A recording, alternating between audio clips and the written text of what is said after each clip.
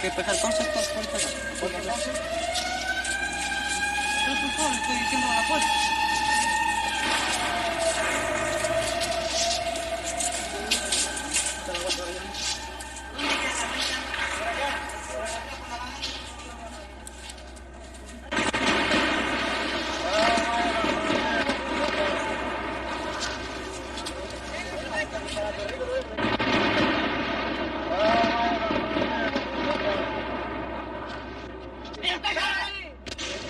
Santiago de Chile, 29 de junio de 1973. Al no poder destituir constitucionalmente al presidente Allende, la estrategia del gobierno norteamericano y la oposición chilena pasa a ser la estrategia del golpe de Estado.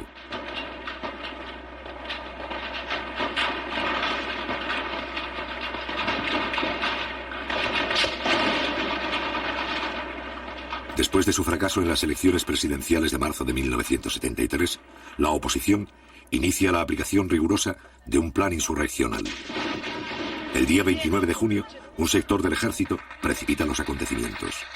A las 9:10 de la mañana, un solo regimiento ataca el Palacio de Gobierno con 6 tanques y algunos vehículos de transporte.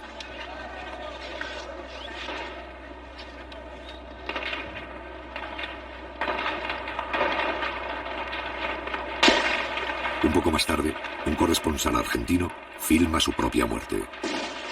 También registra, 2 meses antes del golpe final, la verdadera cara de un sector del ejército chileno.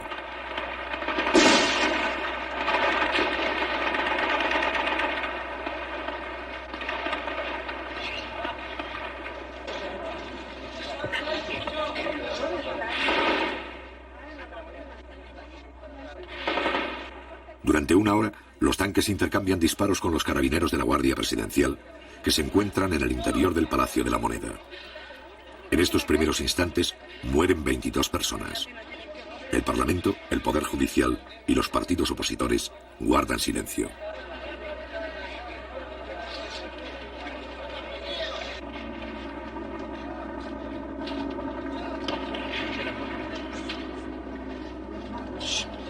Sin embargo, las tropas golpistas no reciben el apoyo del resto de las Fuerzas Armadas.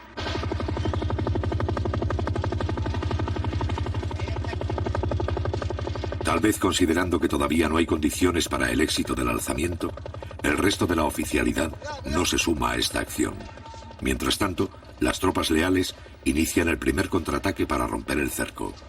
¡Cuidado, cuidado, que sale aquí!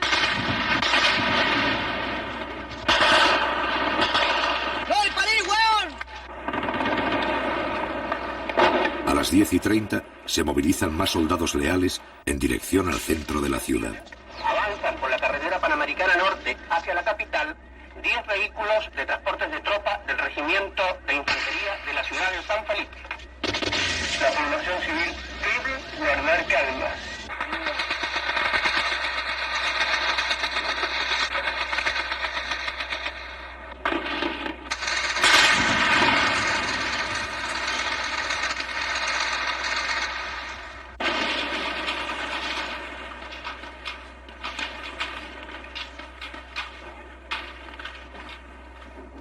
Al cabo de un breve enfrentamiento, los tanques sublevados inician la retirada. El comandante en jefe del ejército, general Carlos Prats, dirige en persona las operaciones. A las 11 de la mañana, cuando todavía se combate, el presidente de la República entra en el Palacio de Gobierno. A esa misma hora, llega otra columna de soldados leales, encabezado por el ministro de Defensa, José Toá.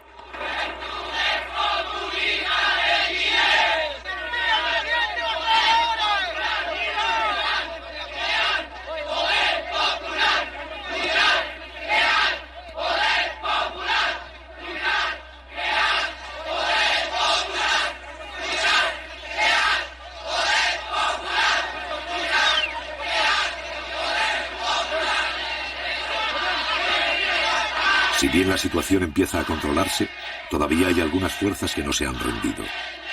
En su retirada, los tanques siguen haciendo fuego.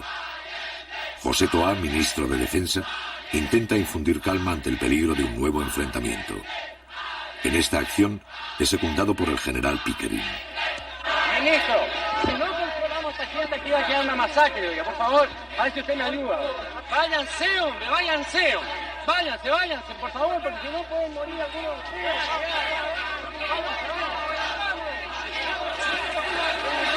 Los generales Pickering, Sepúlveda y Prats encabezan el grupo de oficiales más resueltos en sofocar la asonada. En cambio, otros altos mandos se limitan a permanecer expectantes. Tal es el caso de Augusto Pinochet, más tarde jefe del gobierno militar, que esta vez se suma a las fuerzas leales. A las 11:30 horas, el general Carlos Prats asegura al ministro de Defensa la rendición de los alzados y señala la ubicación de sus propias tropas. Pero en el lado sur de la moneda están las escuelas suboficiales, en el lado norte está el regimiento Will. Pero el general Prats va a considerar indispensable la declaración del estado de sitio para controlar la situación. Hay que declarar estado de sitio inmediatamente. Porque esta situación de otra manera no se puede controlar.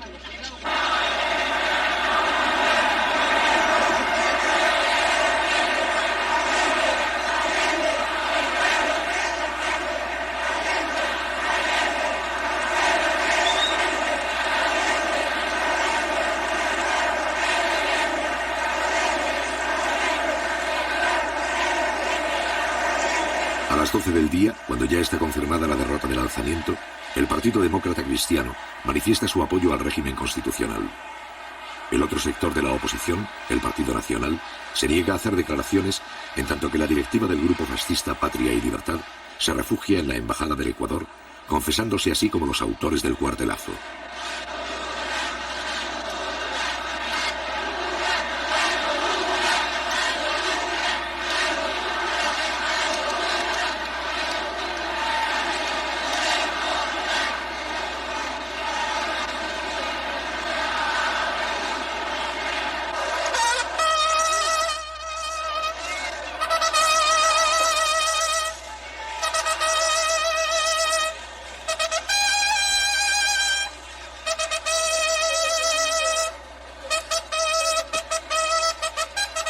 A las 6 de la tarde, la bandera presidencial es arriada por la guardia que ha defendido el palacio. Durante 2 horas, esta compañía, al mando del teniente Pérez, se ha negado a entregar la sede del gobierno. Junto con el general Prats, son los héroes de la jornada.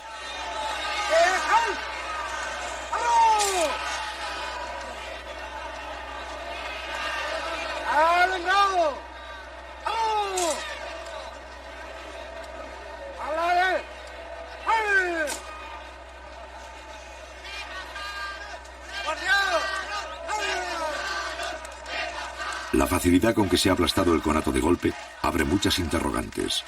La sublevación indica que una parte de la oficialidad simpatiza con ella y que solo el temor a tener que enfrentarse a otras unidades del ejército impide que se sumen a la rebelión.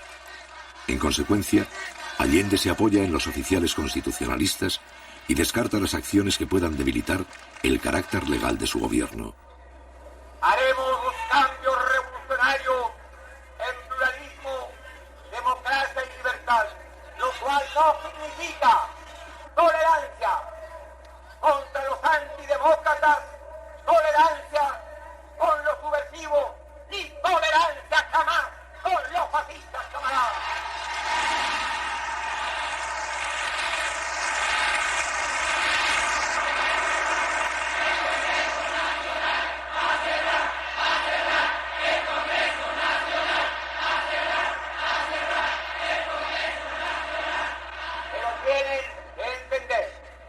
¿Cuál es la real posición de este gobierno? No voy porque sería absurdo cerrar el Congreso. No lo voy a hacer.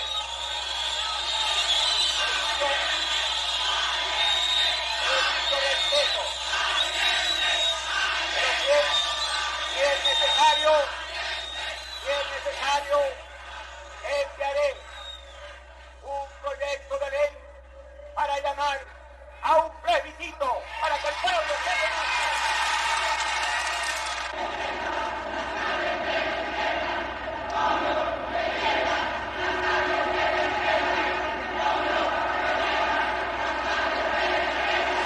Al otro día, Allende solicita al Congreso la aplicación del estado de sitio.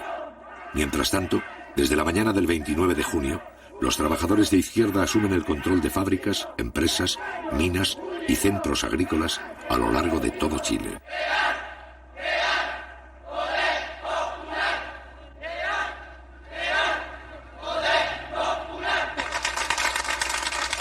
Compañeros, las conclusiones de los 500 trabajadores de fábrica de envase ha sido la siguiente: fortalecer los cordones industriales, fortalecer los consejos comunales, fortalecer la junta de vecinos, fortalecer las CAP, fortalecer todos los organismos vivos de la comunidad, compañeros. Compañeros, nosotros creemos que es necesario aprovechar esta coyuntura para pasar a la ofensiva también en términos de ganar nuevos sectores, ¿no es cierto?, en términos de pasar nuevas industrias al área social. Trabajadores, estamos en nuestro puesto de combate, que es nuestra fuente de trabajo, construyendo los elementos necesarios para defenderlos hasta el último ante cualquier arremetida del fascismo o ante cualquier intentona de otros sectores de las Fuerzas Armadas que intentaran derrocar el gobierno.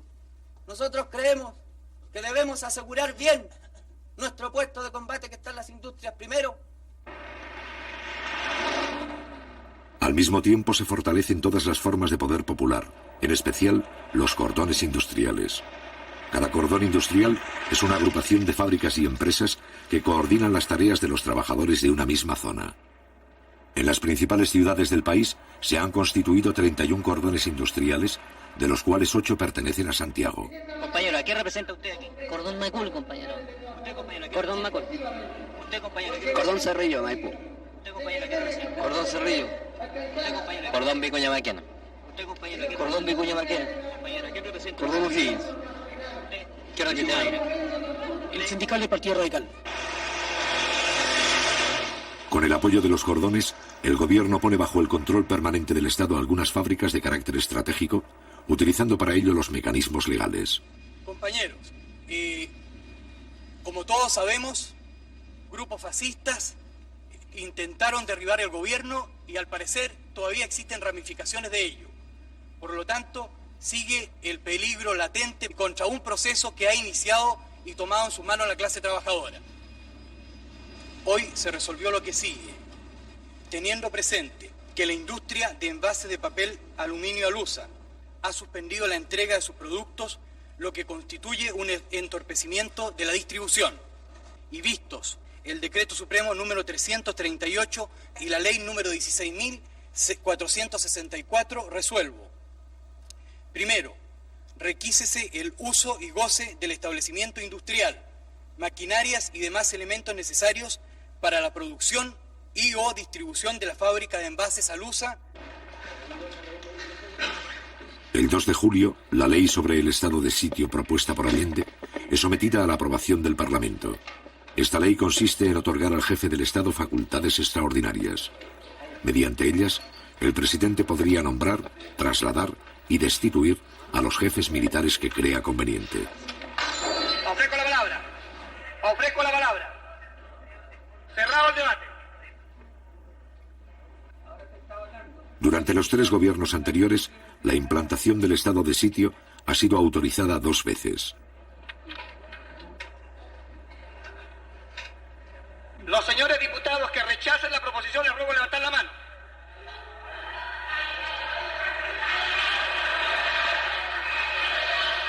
El estado de sitio, principal instrumento legal para afrontar una situación de emergencia, no es autorizado. Resultado de la votación. Por la afirmativa 52 votos, por la negativa 81. Queda rechazada la proposición formulada por el Ejecutivo.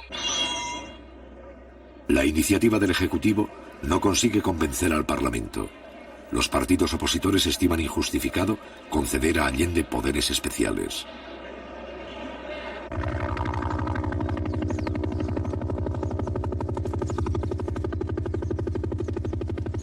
El 2 de julio, el mismo día en que el Congreso rechaza el estado de sitio, la oficialidad de la Armada ordena a sus tropas efectuar un allanamiento en Valparaíso.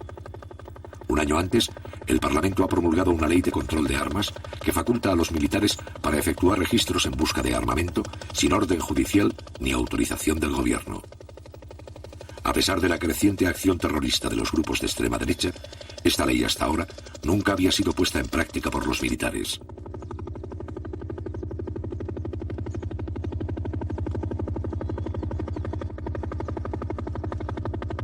Cada allanamiento incluye el cerco de la industria, la detención temporal de los trabajadores y su posterior interrogatorio. Así, sin salirse de la legalidad, algunos oficiales comienzan a actuar contra los empleados y obreros de las fábricas. En este primer allanamiento no se encuentran armas. Chile está bajo la agresión del imperialismo norteamericano y un sector de la oligarquía que en octubre del 70 se unió a la ITT y a la CIA para derrocar a este gobierno, pretende repetir una intentona de esa naturaleza. Entonces la lucha en este momento tiene un carácter patriótico y nacional. Chile tiene pleno derecho a regirse de acuerdo con la voluntad de su pueblo. Al mismo tiempo, está en marcha un proceso de transformaciones sociales revolucionarias que tiene como finalidad abrir camino a una sociedad socialista. Frente a la amenaza de golpe de Estado, el Partido Comunista y un sector de la izquierda coinciden con las ideas del presidente Allende. Se trata de evitar un enfrentamiento armado en condiciones que se estiman desfavorables.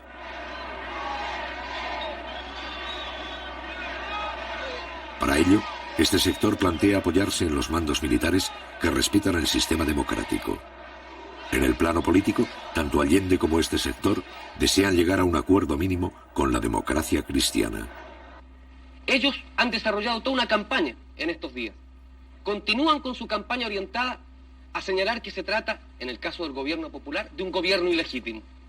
Yo quiero preguntarle al señor Víctor García Carcena cuál es la opinión del Partido Nacional acerca de los hechos del 29 de junio, del tancazo que culminara con la muerte de más de 20 personas inocentes. Yo quiero preguntarle cuál es su opinión, porque el diario La Tribuna, al día siguiente de este hecho, señalaba que se trataba de un show, porque la Radio Agricultura, durante los momentos en que se desarrollaba el intento faccioso, lanzaba, ¿no es cierto?, al aire consignas tales como: por fin ha llegado el día que tantos chilenos esperaban, por fin las Fuerzas Armadas se han decidido a enfrentar este gobierno totalitario, marxista y los otros epítetos que el partido del señor Víctor García Carcena coloca. Este es un delito político, este es un atentado en contra de nuestro pueblo, el más grave atentado precisamente contra la democracia y el régimen constitucional que ellos dicen defender de la boca para afuera. Don Víctor García Carcena ya fue encarcelado en una ocasión por el gobierno de la democracia cristiana en 1967 por sus actuaciones sediciosas en nombre del Partido Nacional. Buenas noches, señores telespectadores. Como ustedes pueden ver y han oído, el joven estudiante me ha emplazado a mí diciéndome que soy sedicioso. Óiganlo bien, pero mírenlo a él y mírenme a mí. Miren esa vida y miren la mía. Yo no sé cómo no se han caído las cámaras de vergüenza. Esta es la pura verdad. El que dedicó su vida a la revolución, el que no ha hecho otra cosa, nada más que revolución, frente a un hombre que durante 35 años ejerció su profesión, que fue 25 años profesor de la universidad, que se ha ganado él su vida con su esfuerzo. El joven estudiante me emplaza y dice: miren al sedicioso. Es decir, simplemente, como es ridículo, voy a ir a otras cosas. No funciona el régimen sin virtudes republicanas. Ese es mi pensamiento. Todo el mundo lo conoce y así lo he practicado. Yo no condeno a los desesperados. Yo no condeno a la gente que hoy día, al pobre camionero pisoteado que toma una piedra. No condeno tampoco a la gente que reclama y que se alza. No soy partidario, ni he sido nunca, de ningún alzamiento. No soy partidario de los golpes ni de las aventuras, pero hoy día comprendo y entiendo cómo un país entero no puede vivir tranquilo cuando sus más apremiosas necesidades, como lo acaba de reconocer ella como dueña de casa, no pueden ser satisfechas. Se ha retratado de cuerpo entero. Ha mostrado el rostro sedicioso, el rostro golpista del Partido Nacional. Y señor Anzieta, aquí está el principal riesgo al régimen constitucional y a la democracia que usted dice defender. El señor Víctor García Carcena, y ustedes lo escucharon, señores telespectadores, acaba de decir que él no condena el alzamiento del 29 de junio, materializado por una unidad traidora, sin duda, a la limpia tradición de nuestras Fuerzas Armadas. no condena el asesinato de más de 22 personas.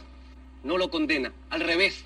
No ha tenido aquí, eso sí, la suficiente franqueza para decir que lo aplaude, como lo aplaudió su radio, la Radio Sociedad Nacional de Agricultura, como lo aplaudió su diario, el diario La Tribuna, que al día siguiente dijo que era un autogolpe, un show montado por el gobierno de la Unidad Popular. Y repítalo aquí, señor Víctor García. No he dicho que ha apoyado el alzamiento, no me tergiverse porque eso no lo admito.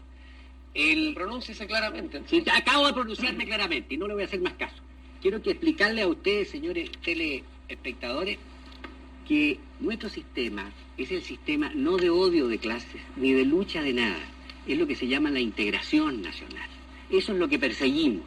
Perseguimos es que todos nos sentamos miembros de una misma patria. Como en Uruguay. Nos sentamos fraternales. ¿Para qué me interviene con otros países que no tienen como nada Brasil. que ver? Usted parece que fuera boliviano. No se desespere, don Víctor García. Por favor, no se ponga histérico, por favor, permítame continuar. Estos son los problemas. ¿De dónde provienen los atentados en contra de la democracia y de la libertad?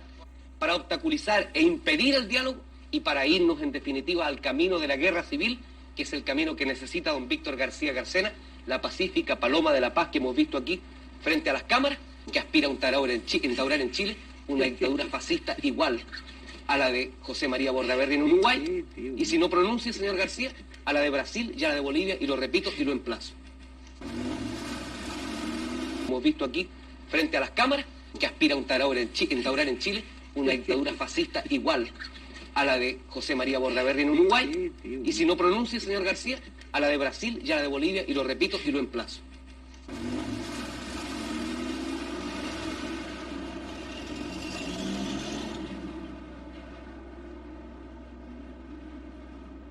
El día 5 de julio, Salvador Allende forma un nuevo gabinete para acometer la crisis y crear condiciones favorables para un diálogo con la democracia cristiana. Con este fin, trata de incorporar a una personalidad de este partido. Yo sé perfectamente bien que los procesos revolucionarios sacuden y convulsionan a los pueblos, pero sé también que aquí hemos querido y tratamos de hacer algo que otros pueblos no alcanzaron. Una revolución por cauces distintos, de acuerdo a nuestra historia, a nuestra tradición y a nuestra realidad. Espero que todos seamos capaces de escribir una página más para señalar que Chile tiene su propia voluntad creadora y su noble decisión de hacer cada vez más grande la patria. Luego tomar el juramento del tiro.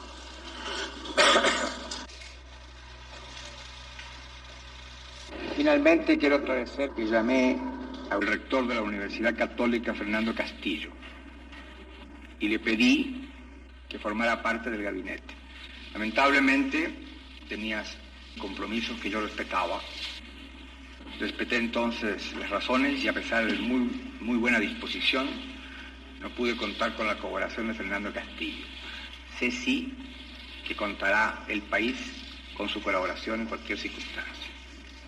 He querido informarles plenamente de esto y además reiterar que tengo confianza en que superaremos las horas difíciles con el esfuerzo de todos. Muchas gracias.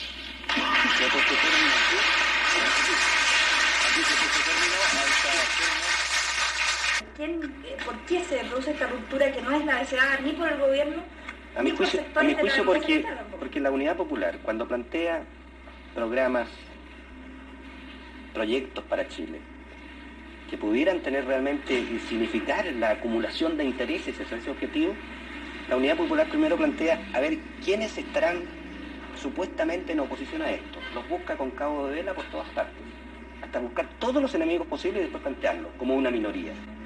Cuando yo creo que los grandes planteamientos de transformación de nuestra sociedad son planteamientos que, bien lanzados como mensaje, buscando todos aquellos que puedan confluir como una fuerza realmente creciente hacia los objetivos de Chile, es lo que es la más fundamental obligación de un gobierno. Pero bajo la influencia de su ala más tradicional, el Partido Demócrata Cristiano no desea por el momento dialogar con el gobierno. Aún así, tanto Allende como un sector de la izquierda y de la propia democracia cristiana continuarán los esfuerzos para iniciar un diálogo que modifique la correlación de fuerzas ante un posible golpe de Estado.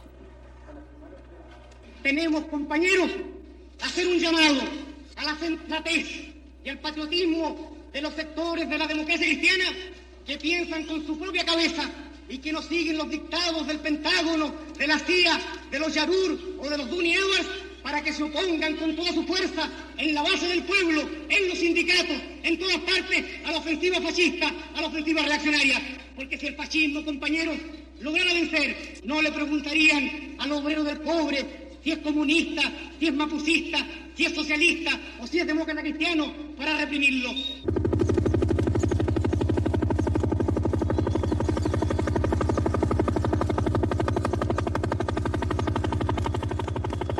El día 8 de julio, la Infantería de Marina efectúa un allanamiento en Valparaíso. Ese mismo día, la Fuerza Aérea ocupa un cementerio de Santiago con 3 helicópteros. 200 soldados registran las tumbas y los nichos en busca de armamento.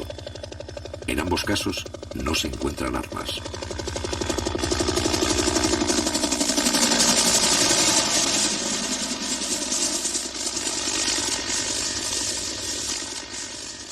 Ya es una cosa ya del otro mundo, se puede decir lo que están haciendo estos muñecos. Diariamente, pues mira, venir a sacar los muertos. ¿Cómo se le ocurre? ¿A dónde se ha hecho que los muertos? Porque ellos no tienen balas, no tienen nada. ¿Cómo los van a matar? ¿No le parece? Sacarlos a los pobrecitos de ahí. De ahí un hueso se le tira quizás a dónde para que lo hubieran muerto a ellos. Así que mañana pasado, en la misma noche, lo mandan a aviones listos. Los matan a todos y como somos indefensos, aquí nos quedamos. Pues. ¿Y habría que armar al pueblo entonces? Por supuesto, claro. Y eso es lo que tiene que hacer el gobierno. Y ya lo más pronto al gobierno, porque si no lo hacemos nosotros, imposible que... Nosotros somos la fuerza de él, porque por él, él está de presidente por nosotros, porque nosotros lo sacamos, no ellos, porque los ricos jamás van a tirar para nosotros. Y todo lo que tenemos nosotros ahora lo tenemos por el gobierno de ahora, porque nosotros nunca habíamos tenido nada. Así que, ¿cómo no va a estar agradecido uno del gobierno? Eso es lo que hay que hacerle entender a alguna gente que todavía está errada, ¿eh? Tienen su mente medio extraviada y no me eso.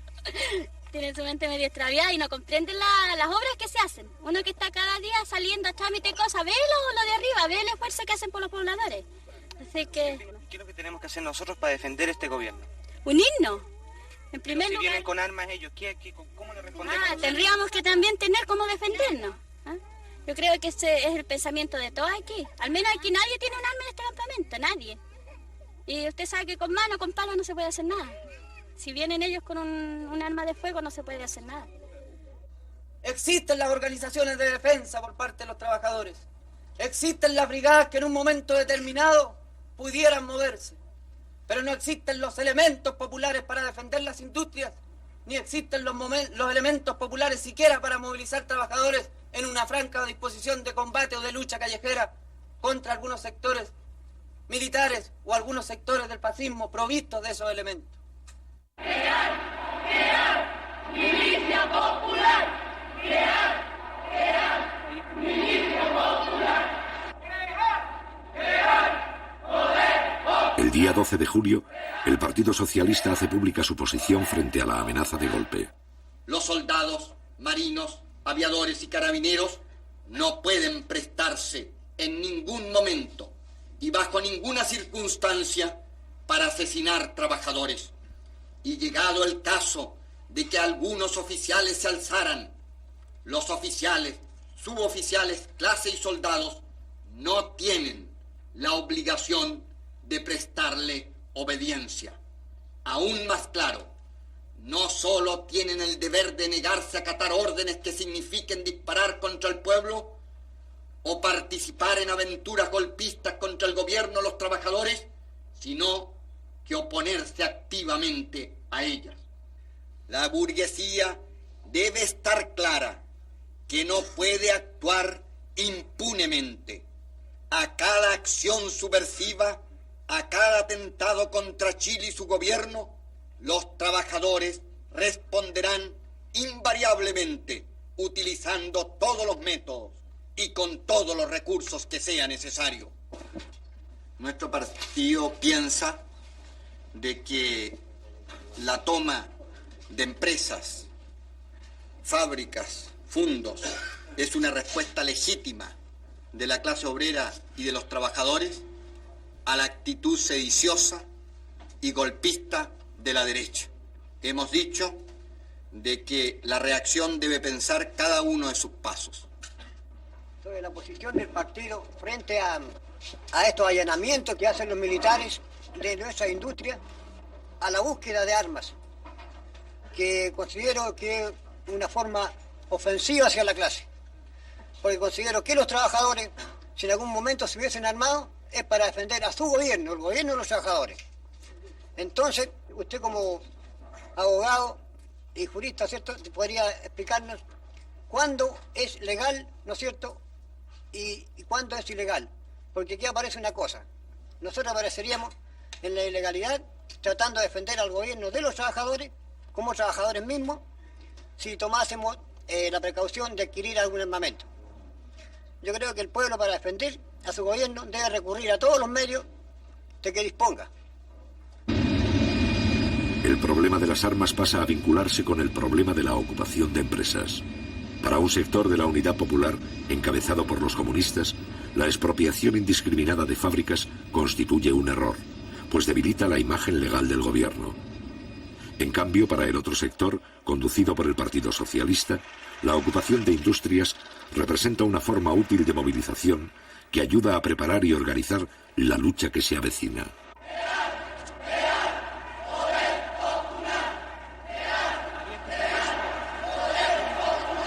Este sector afirma que el choque armado con la derecha es inevitable y que la única forma de encarar un golpe es con la organización de las masas, fortaleciendo el poder popular, en especial los cordones industriales.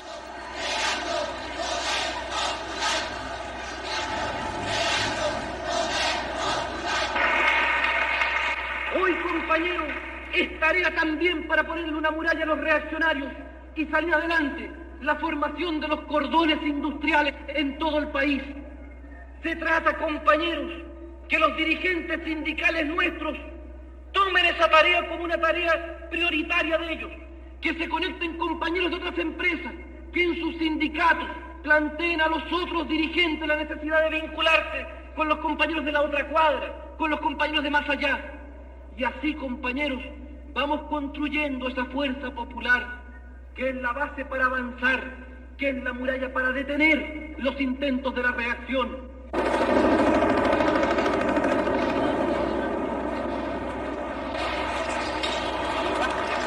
El 19 de julio, el regimiento Arauco ocupa la central de trabajadores en la ciudad de Osorno. Al otro día, personal de la Marina realiza otro allanamiento en Concepción. En ambos casos no se encuentran armas. El 12 de julio, el movimiento de izquierda revolucionaria, MIR, desde fuera de la Unidad Popular, plantea sus posiciones. A lo largo y ancho del país se oye un solo grito que resuena en las fábricas, fundos, poblaciones y liceos, en los cuarteles del pueblo. El llamado a crear, fortalecer y multiplicar el poder popular, el poder de los comandos comunales, el poder de los obreros y los campesinos. Los revolucionarios y los trabajadores deben de inmediato extender las tomas de fábricas y fundos, multiplicar las tareas de defensa, impulsar el poder popular como gobierno local autónomo de los poderes del Estado. Los suboficiales y carabineros deberán desobedecer las órdenes de los oficiales golpistas. Y en ese caso, todas las formas de lucha se harán legítimas. Entonces, sí que será cierto que los trabajadores, con los soldados, los marineros, los carabineros, los suboficiales y los oficiales antigolpistas, tendrán el derecho a construir su propio ejército, el ejército del pueblo.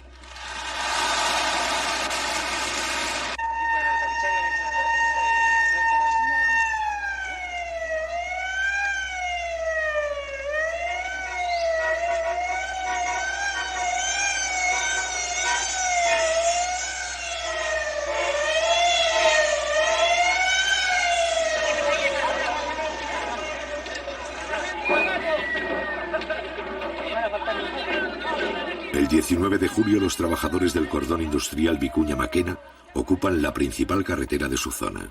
¿A qué se debe la toma de la carretera?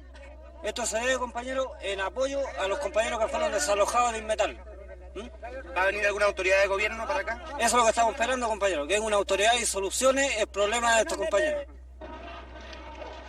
Un día antes, los obreros del cordón Cerrillos han realizado una acción similar. La protesta de este sector de trabajadores se dirige contra los intentos del gobierno de devolver algunas industrias para facilitar así un posible acuerdo mínimo con la democracia cristiana. Las contradicciones de la izquierda sobre la estrategia a seguir para detener el golpe estallan públicamente. A las 11:30, el prefecto de la policía ordena despejar el camino.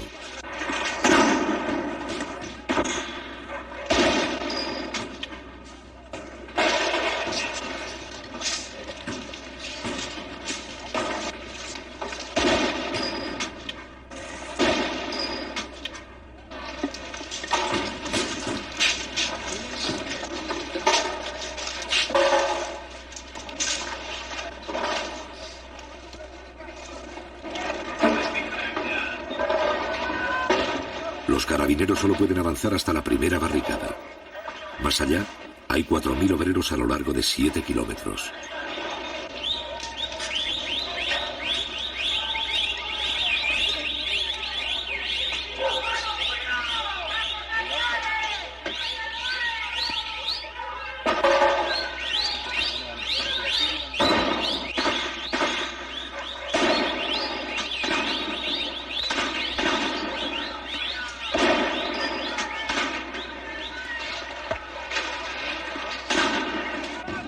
Por el hecho de que están transando. El gobierno está transando. ¿Quieren devolver empresas?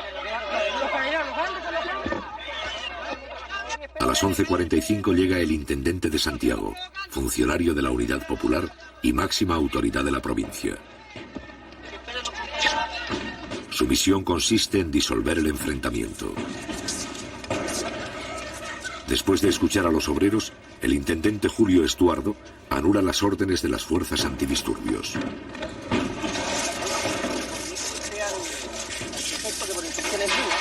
No se va a mover nada aquí y ustedes se van a retirar a 2 cuadras más allá. ¿Ah? Así que retírense las fuerzas policiales. Ojalá más allá de Avenida Mata. ¿Ah? Y comuníquenle al prefecto que es una instrucción mía. Ya, gracias. La policía debe retirarse, pero el problema de las fábricas ocupadas va a seguir debatiéndose con la presencia de los delegados de la Central Única de Trabajadores. La CUT determinó una comisión que iba a ver los casos de las industrias que están hoy día en manos de los trabajadores. Y esa comisión está hoy día estudiando esos problemas a través con los organismos que corresponden, Corfo y Ministerio de Economía.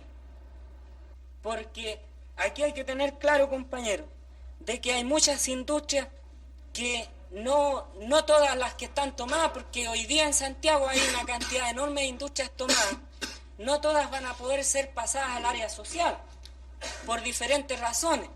Además, cuando la CUT lanzó el llamado de tomarse las industrias en caso de cualquier intentona golpista, esto significaba, digamos, en épocas críticas, parar la acción del fascismo.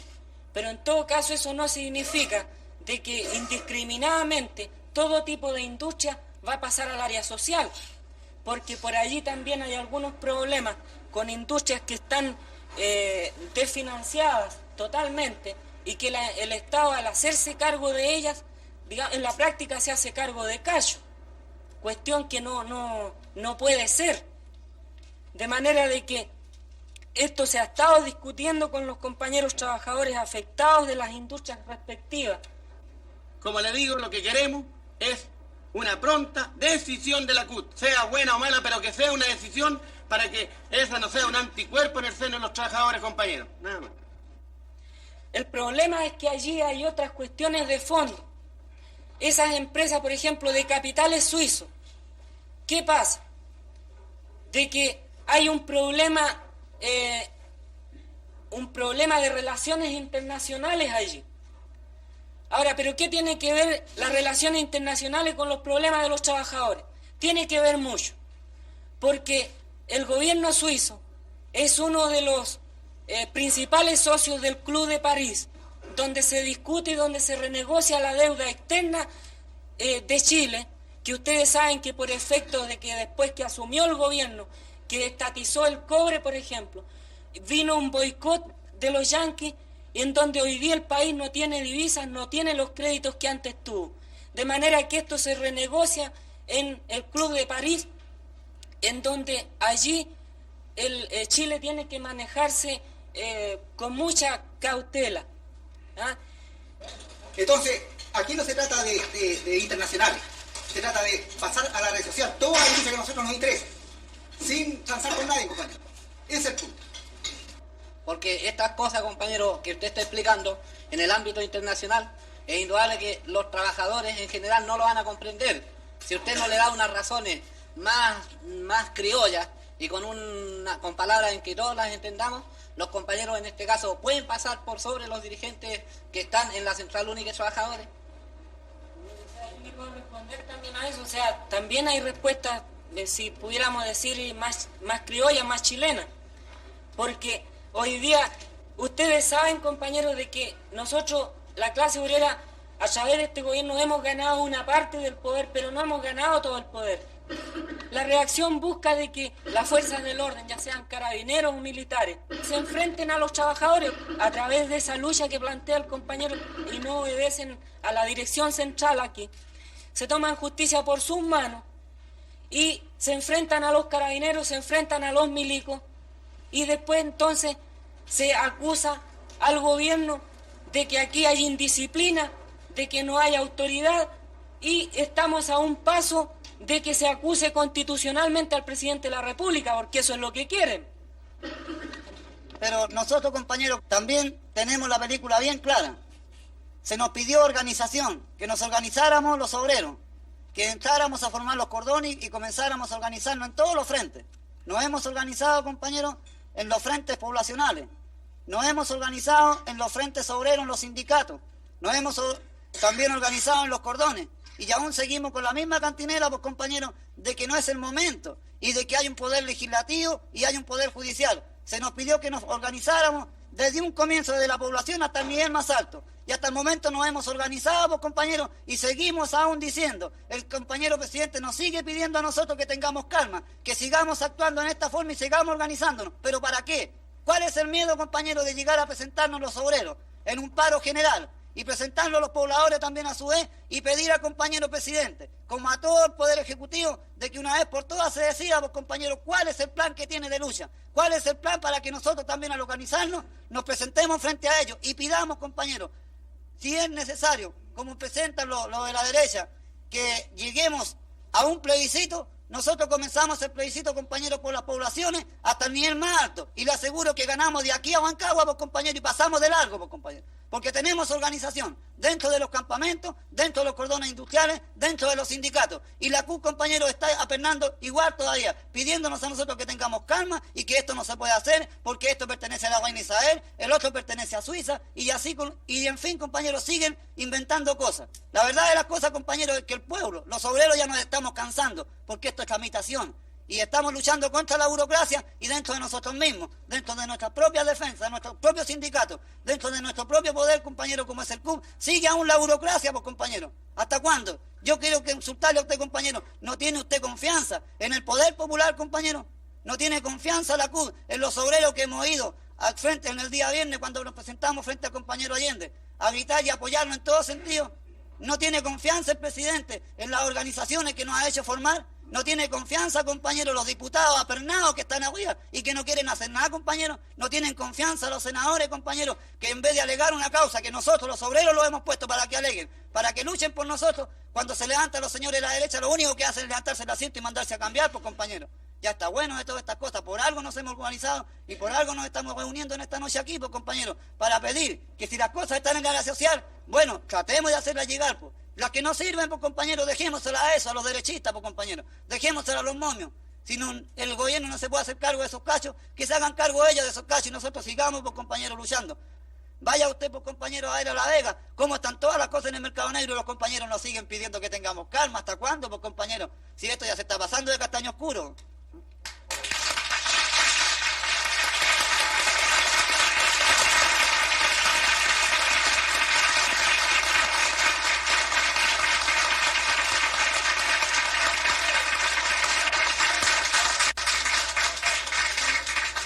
¿Acaso ustedes no saben la composición de clase que existe hoy día en las Fuerzas Armadas, compañeros? ¿No saben ustedes que la mayoría de la oficialidad están por el golpe? Porque aquí, compañeros, aquí el poder no solamente se logra con la buena organización, está la buena organización, pero también tenemos que tener algún peso que contrapese el real poder que tiene la reacción en este momento. Y por eso que estamos hablando en la Central Única de los comités de protección. ¿Y qué es lo que son los comités de protección?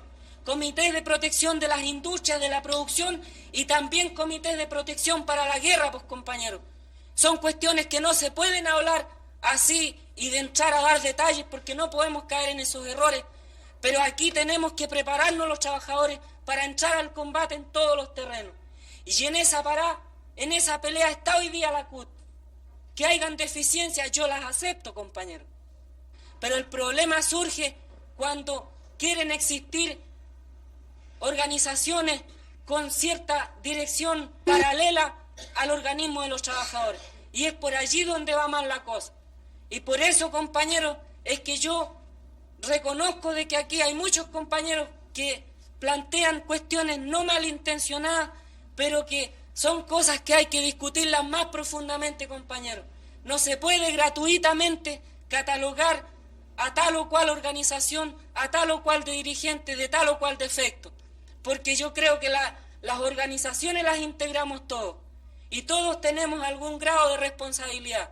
Y ustedes tienen su organización, pues, compañeros, para plantear este tipo de problemas. Y estamos de acuerdo de que aquí hay que buscar las salidas correspondientes a los problemas que hoy día están planteados. Pero no nos olvidemos, compañeros, de que aquí hay un gobierno que está presidido por el compañero Allende y que tenemos que obedecer a esa dirección, que hay un organismo que son los trabajadores y que hay organismos que son los partidos de la clase que también entregan orientación, pues, compañeros.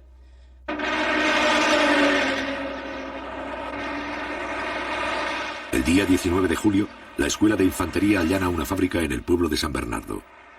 Sin excepción, todos los sectores de la izquierda reconocen la necesidad de preparar la defensa armada del gobierno.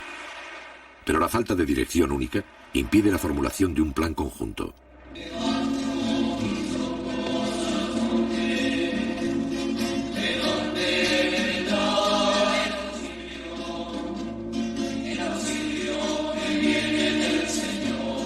El 20 de julio, en vista de la creciente ola de violencia, la Iglesia Católica lanza públicamente un llamado en favor del entendimiento pacífico.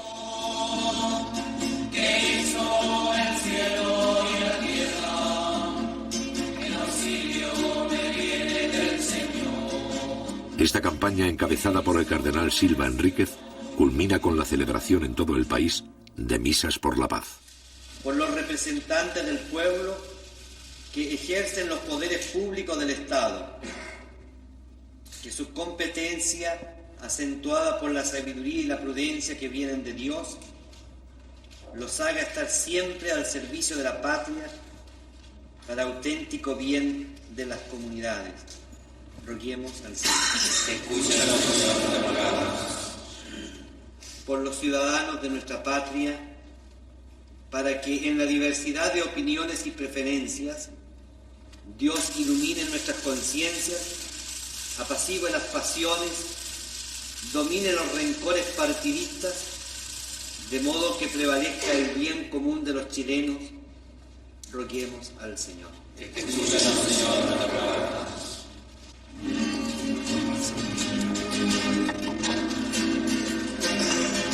El llamado a la pacificación que hace la Iglesia coloca a algunos jefes de la democracia cristiana en una posición difícil.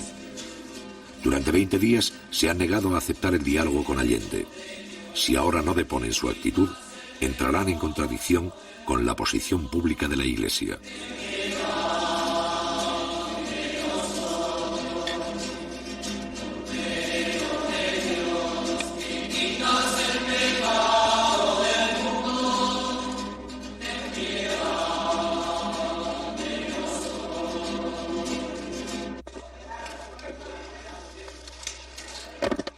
Días después, Patricio Aylwin, más tarde presidente de Chile, y Osvaldo Holguín, jefes máximos de la democracia cristiana, llegan al Palacio de Gobierno para entrevistarse con el primer mandatario.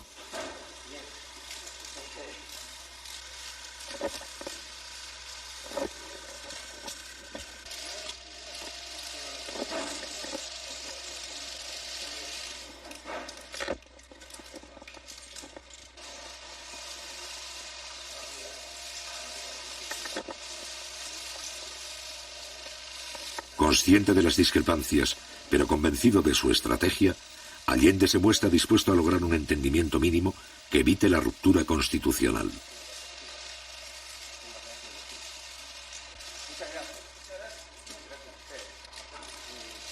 La posibilidad de un cierto acuerdo entre Allende y la cúpula demócrata cristiana causa una profunda inquietud entre los adversarios más irreconciliables del gobierno.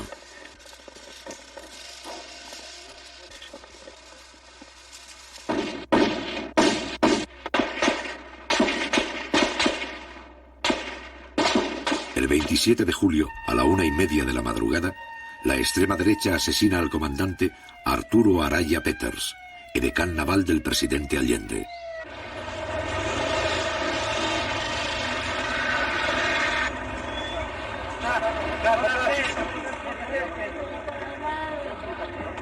La violencia alcanza a un oficial directamente vinculado al presidente de la República, justo en el momento en que la democracia cristiana acepta dialogar con Allende.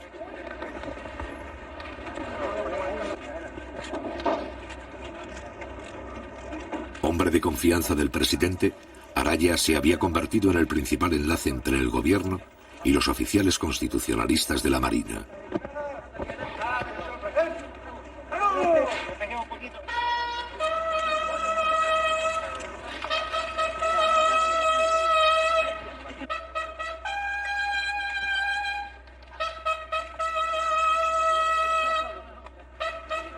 El mismo día 27, los restos del edecán se llevan al Palacio de la Moneda. Posteriormente se trasladan a Valparaíso para ser enterrados con honores militares.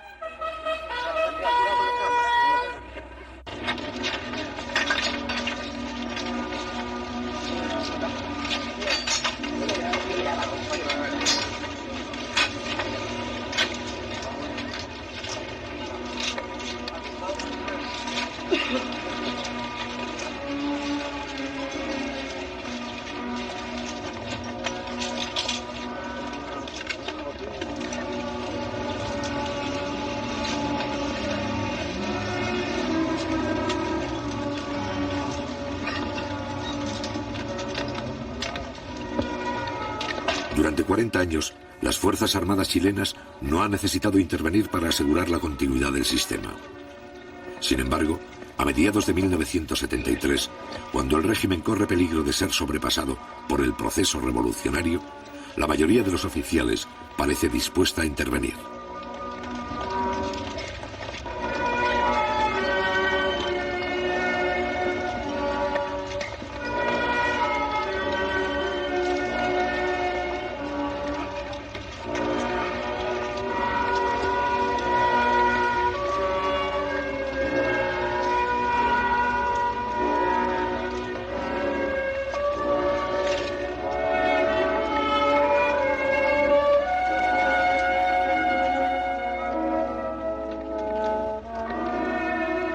Meses más tarde, en su exilio de Buenos Aires y antes de ser asesinado, el general Carlos Prats declara que una de las razones para eliminar al comandante Araya era impedir que Allende se informara de lo que estaba ocurriendo en los círculos militares de Valparaíso. Es aquí donde un sector de la oficialidad empieza a planificar el golpe de Estado con la asesoría del gobierno norteamericano.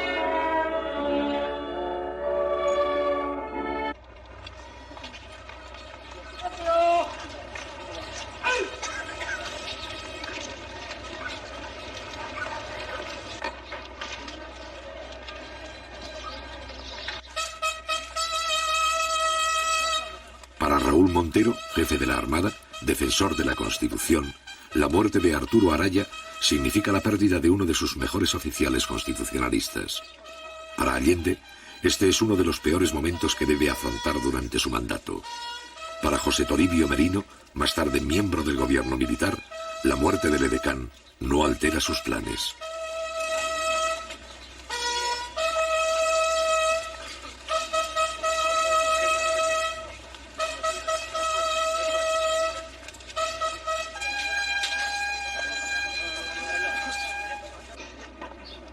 Han despedido los restos del comandante Arturo Araya Peters, el señor comandante en jefe de la Armada Nacional, almirante Raúl Montero Cornejo, y también el que fue su compañero de curso, capitán de navío Guillermo Aldonay Canza. Aquí en el camposanto del Cerro Cárcel rinden honores 2 secciones de la Escuela de Submarinos y la banda de la Escuela de Armamentos. Brillante fue la trayectoria por las filas de la Armada del comandante y capitán de navío Arturo Araya Peters, Su Excelencia el Presidente de la República, doctor Salvador Allende, ministros de Estado, los jefes de las Fuerzas Armadas.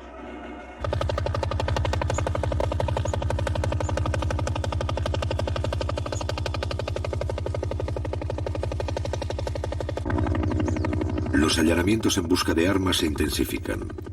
El día 3 de agosto, los militares rodean una de las principales fábricas del cordón Cerrillos de Santiago. Estos operativos permiten a los oficiales reconocer el terreno y estudiar la reacción de los trabajadores.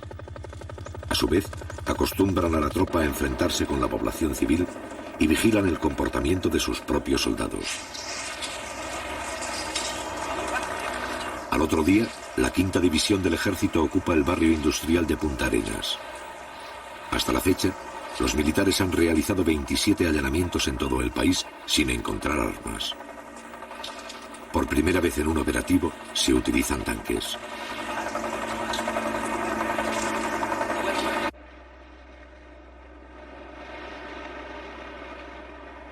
Durante esta semana, los empresarios del transporte declaran un paro por tiempo indefinido. Con esta huelga, la extrema derecha desea precipitar el caos económico y sabotear el diálogo del jefe de Estado con la democracia cristiana. Los empresarios concentran sus vehículos en determinados puntos estratégicos para dar la impresión de fuerza y mantener la cohesión interna.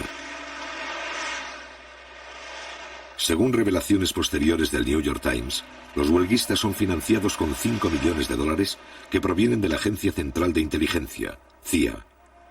Cada uno de los 35.000 empresarios recibe $4 diarios al cambio del mercado negro.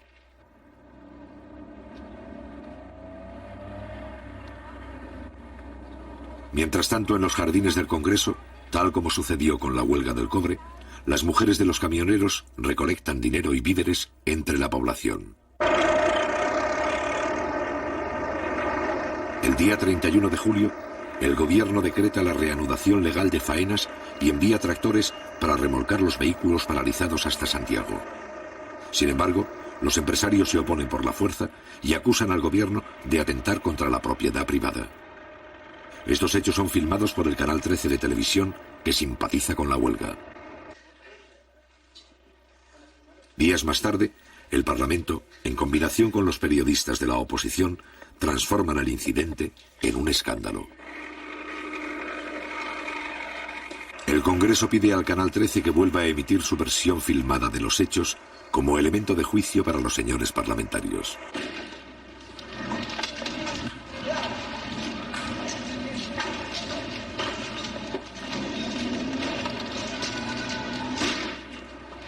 Avalando el reportaje, los parlamentarios consiguen retransmitir estas imágenes al público varias veces, presentándolas como un documento de carácter oficial.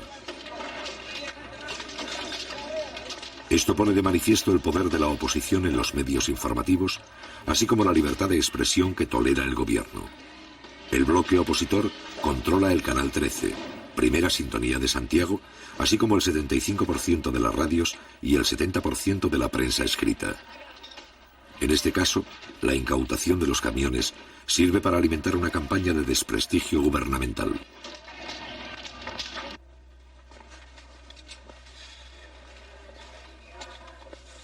Mientras esto ocurre en el Parlamento, los contactos entre Allende y la democracia cristiana llegan a un punto muerto. La directiva de este partido plantea al jefe del Estado 3 condiciones. Debe someterse a la autoridad del Congreso y renunciar así a las facultades presidenciales que otros mandatarios de Chile tuvieron. Debe retroceder en su política de nacionalizaciones. Y finalmente, debe incorporar en puestos claves de gobierno a militares que cuentan con la exclusiva confianza de la democracia cristiana. En respuesta, el presidente Allende se opone a esta capitulación. El mismo día, la democracia cristiana suspende el diálogo.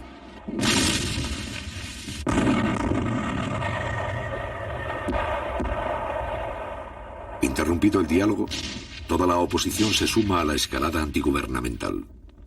Durante julio y agosto, los grupos terroristas, entrenados por los servicios de inteligencia norteamericanos, realizan 250 atentados con dinamita y bombas incendiarias.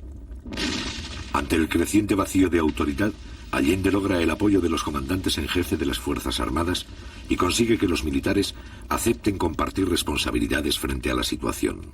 Un país no puede vivir sometido a la amenaza de desalmado. Las calles de Santiago fueron sembradas ayer por publicaciones como esta. Ahí habría que preguntarse quién las paga, dónde se imprimen, cuáles son las empresas que se prestan para que se atente contra la vida nacional, contra el gobierno, contra el país. 8 medidas para arrocar al gobierno. Con esa impudicia se está actuando.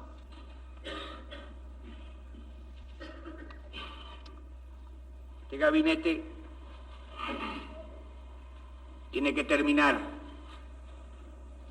con el paro fascista de los transportistas,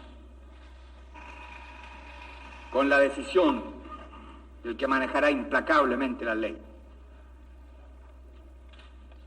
y sabiendo además que cuenta con la solidaridad de la inmensa mayoría de los chilenos, que quieren evitar por todos los medios la guerra civil en nuestra patria. El 9 de agosto quedan incorporados al gobierno los altos mandos militares. El general Prats, jefe natural de los oficiales leales, ocupa el Ministerio de Defensa. El mando del ejército recae interinamente en el general Pinochet, también considerado constitucionalista. Este nuevo gabinete es recibido con discrepancias por la mayoría de los políticos. La derecha lo rechaza. La democracia cristiana muestra división de opiniones. La izquierda duda. Solo 2 días más tarde, los partidos comunista y socialista apoyan la decisión de Allende. Muchas gracias. Ha terminado el acto.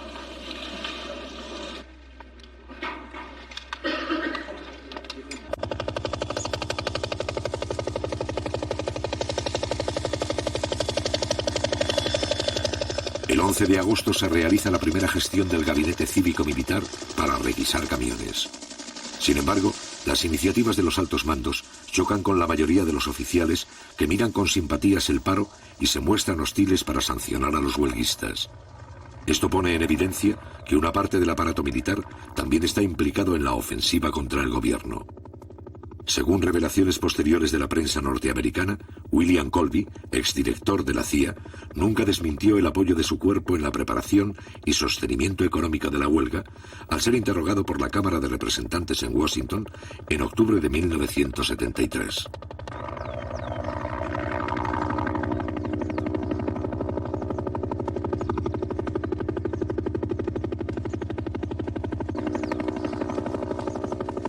El 12 de agosto, el Partido Demócrata Cristiano declara oficialmente su apoyo a la huelga.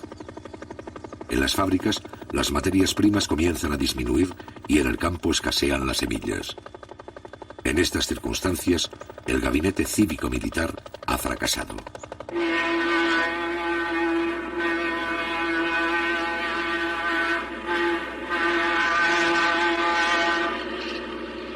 Pero la respuesta popular frente a la huelga continúa. El gobierno y sus partidarios movilizan brigadas para llevar los productos a los centros de distribución. Ante el cierre del comercio, una parte de la población apoya las juntas de abastecimiento y fortalece los llamados almacenes populares. Cada almacén popular está formado por los vecinos de un sector que compra los alimentos directamente al Estado y los vende a precio de costo. En poco tiempo, la mitad de Santiago se beneficia con el abastecimiento directo.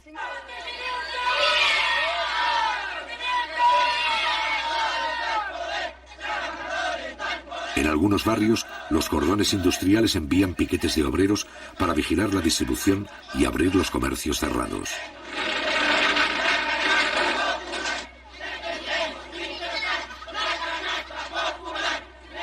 En este momento y por primera vez, el poder popular se adelanta a la policía en el mantenimiento del orden público y el control de los comerciantes. Tenga la bondad de retirarse los niños. Porque este no es un paro de obreros, este es un paro de empresarios de camiones. Yo no creo que haya un obrero ahí que tenga un camión que esté paralizado. Los que están paralizados, los que tienen flotas de camiones. Y esos son los que están manteniendo esta huelga inútil.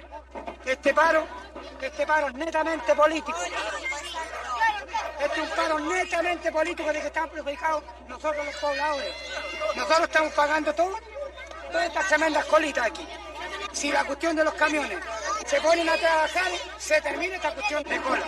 Pero los trabajadores conscientes salimos a la calle, salimos, luchamos y cumplimos nuestra misión como trabajadores, defendiendo toda la fuente de trabajo y seguimos produciendo y cargando mercaderías para allá y para acá a pulso, cosa que en la población no le faltara ningún alimento. Eso se lo demostramos todos los trabajadores, al compañero presidente, a la autoridad de gobierno. Un sector de los transportistas que apoya al gobierno organiza convoyes para mantener la distribución de alimentos entre las provincias. La población también desarrolla un sistema de abastecimiento por familia denominado canasta popular.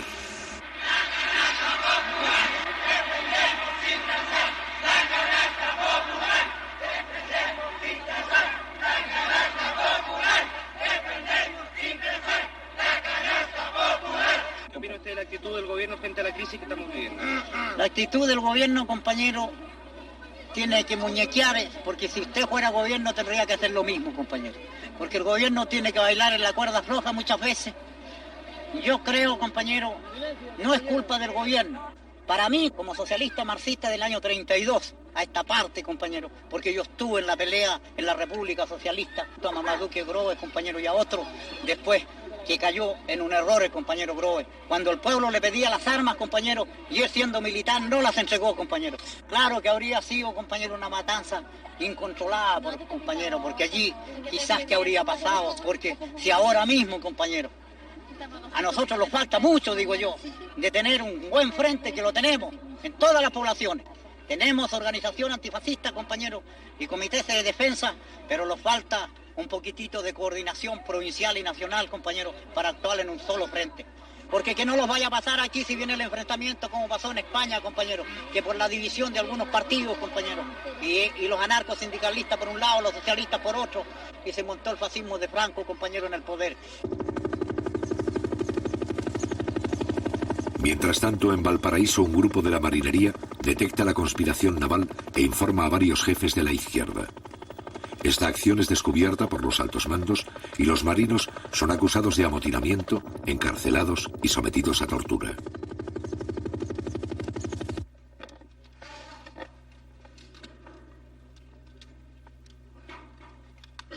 Mediante un acuerdo en la Cámara de Diputados, la oposición rompe definitivamente el 22 de agosto con el régimen constitucional. Este acuerdo, sin fuerza legal, señala que el gobierno estaría quebrantando la Constitución y representa un abierto llamado a la intervención militar. Aprobada por mayoría simple, esta declaración justifica la rebelión castrense y concede legitimidad al golpe de Estado.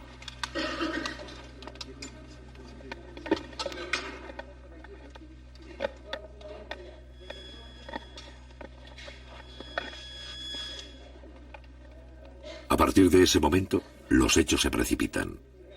Un grupo de mujeres se congrega frente a la casa del comandante en jefe del ejército, general Carlos Prats, jefe natural de los oficiales que respetan el sistema democrático.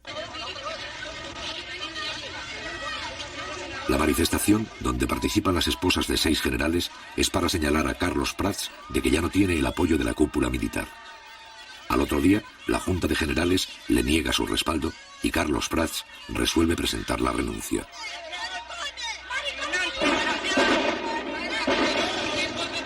También renuncian los generales Pickering y Sepúlveda, los principales mandos leales. Augusto Pinochet, que aparece como un militar profesional y respetuoso de la Constitución, se convierte en el nuevo comandante en jefe.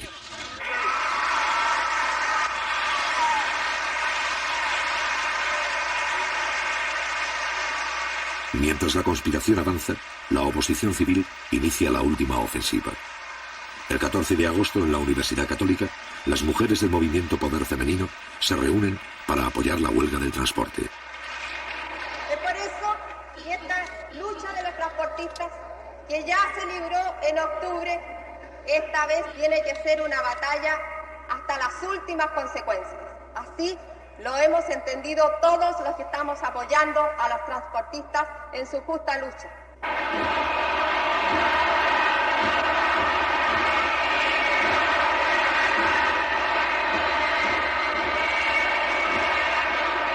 Días más tarde, los adversarios del gobierno piden la renuncia del propio jefe de Estado.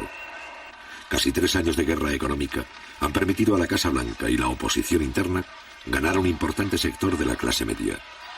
Es aquí donde los oficiales rebeldes encuentran la base de apoyo social para la continuación de sus planes.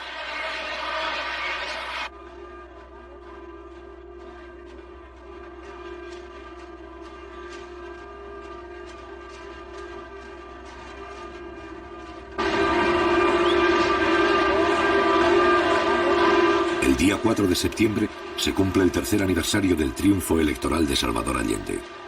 A pesar de la crisis, los simpatizantes del gobierno realizan una de las concentraciones más grandes de la historia política del país.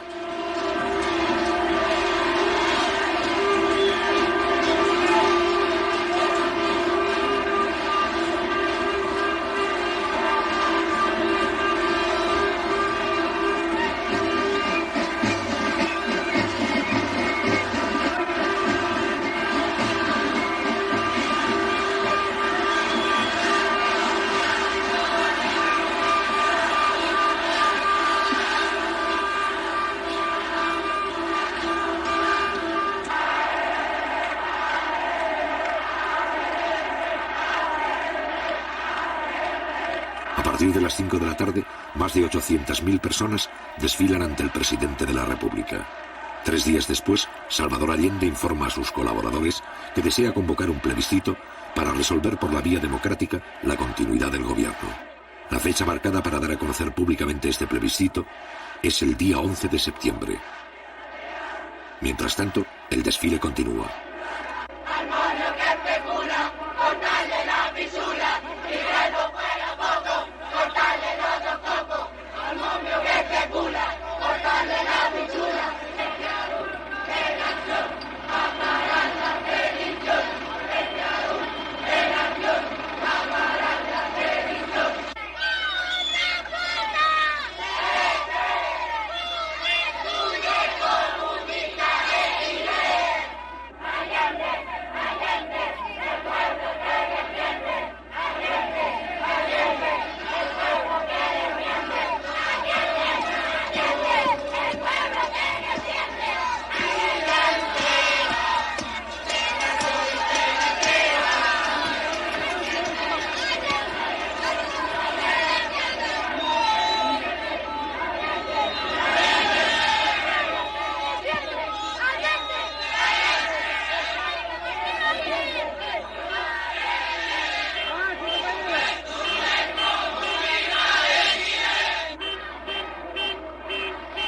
¡Fuerza, presidente! ¡Mucha fuerza! ¡Viva María Chillo!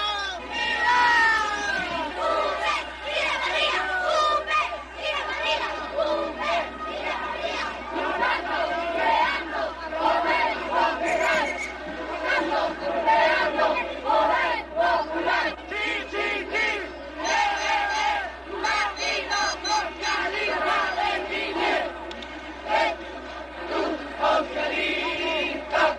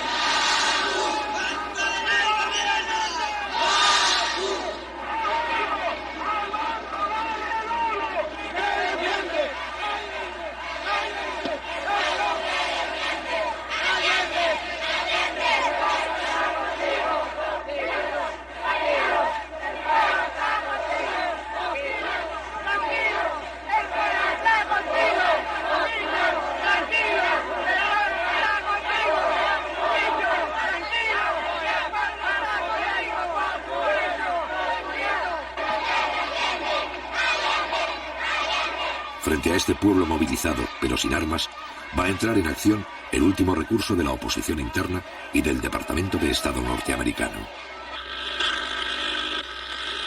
Les habla el presidente de la República, desde el Palacio de la Moneda.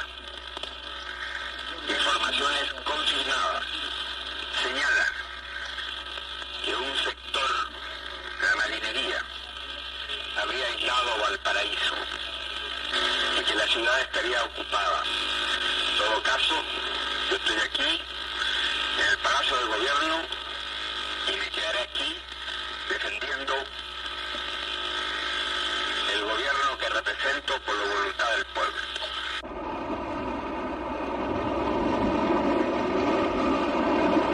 El 11 de septiembre, la Armada desencadena el golpe de Estado en el puerto de Valparaíso. Al mismo tiempo, 4 destructores norteamericanos se acercan a las costas chilenas para participar en la Operación Unitas y mantienen contacto permanente con los golpistas. A las 7:30, el presidente Allende ha llegado al Palacio de la Moneda para impartir las primeras instrucciones. La situación es crítica al no existir un plan conjunto para la defensa armada del gobierno. Durante la madrugada, la mayoría de los oficiales constitucionalistas han sido neutralizados. A las 8 de la mañana, algunos aparatos de la Fuerza Aérea empiezan a sobrevolar la capital. A las 8:20, los jefes de la sublevación exigen la renuncia del jefe de Estado y le ofrecen un avión para que abandone el país. A las 9:15, el presidente constitucional se prepara para combatir y habla nuevamente por radio. La Fuerza Aérea ha bombardeado las torres de Radio Portales y Radio Corporación. Ante estos hechos, solo me cabe decirle a los trabajadores, yo no voy a renunciar.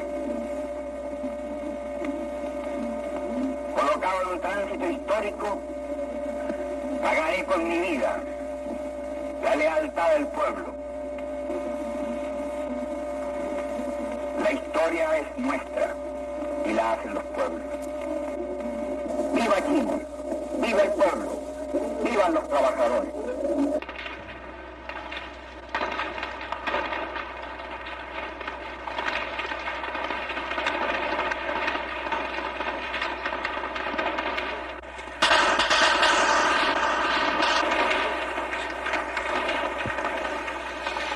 Al cabo de algunas horas de resistencia, los militares envían a Salvador Allende un ultimátum. Si no se rinde, la aviación iniciará el bombardeo. Ante estos hechos, el primer mandatario deja en libertad de acción a la guardia del palacio, quienes hacen abandono del edificio. Junto al presidente Allende, que rechaza la rendición, permanecen 40 combatientes civiles dispuestos a enfrentar el ataque.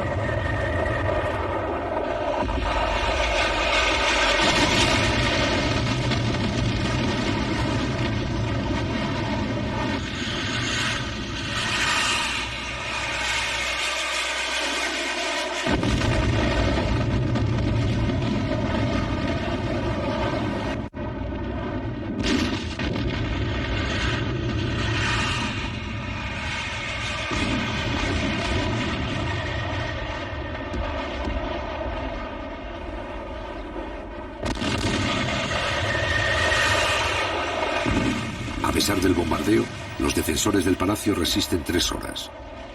Al mismo tiempo, se producen pequeños combates en varios lugares de Santiago y provincias. A las 2:15 de la tarde, el presidente Allende muere en La Moneda. A las 9 de la noche, los jefes de la sublevación se presentan públicamente al país. Las Fuerzas Armadas y de Orden han actuado en el día de hoy solo bajo la inspiración patriótica de sacar al país del caos que en forma aguda lo estaba precipitando el gobierno marxista de Salvador Allende. La Junta mantendrá el poder judicial y la asesoría de la Contraloría. Las cámaras quedarán en receso hasta nueva orden. Eso es todo.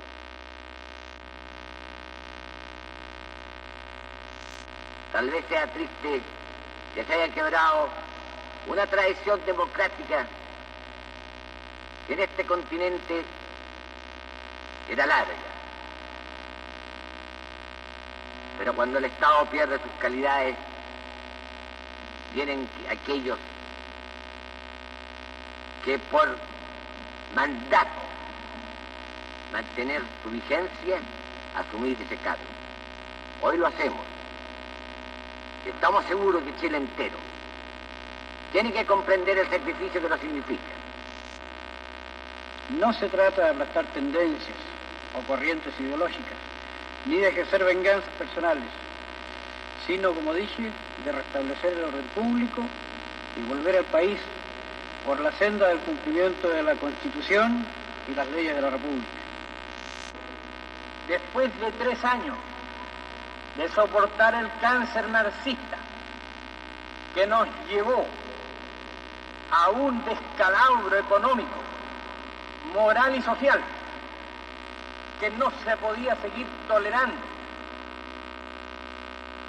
por los sagrados intereses de la patria, nos hemos visto obligados a asumir la triste y dolorosa misión que hemos acometido. No tenemos miedo, sabemos la responsabilidad enorme que cargará sobre nuestros hombros, pero tenemos la certeza, la seguridad de que la enorme mayoría del pueblo chileno está con nosotros, está dispuesto a luchar contra el marxismo, está dispuesto a extirparlo hasta las últimas consecuencias.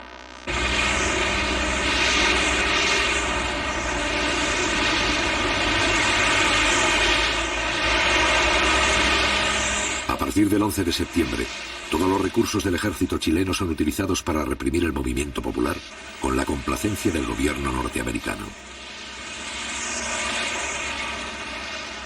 La primera resistencia armada ofrecida por algunos cordones industriales, poblaciones, minas y centros agrícolas es aplastada rápidamente en lucha desigual.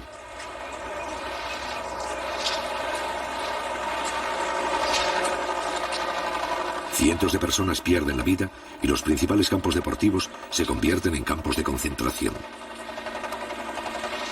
La democracia representativa más larga de la historia de América Latina ha dejado de existir. Sin embargo, a partir del mismo día 11 de septiembre, las fuerzas democráticas comienzan a reorganizarse poco a poco en la clandestinidad y adoptan numerosas formas de resistencia. La batalla de Chile no ha terminado.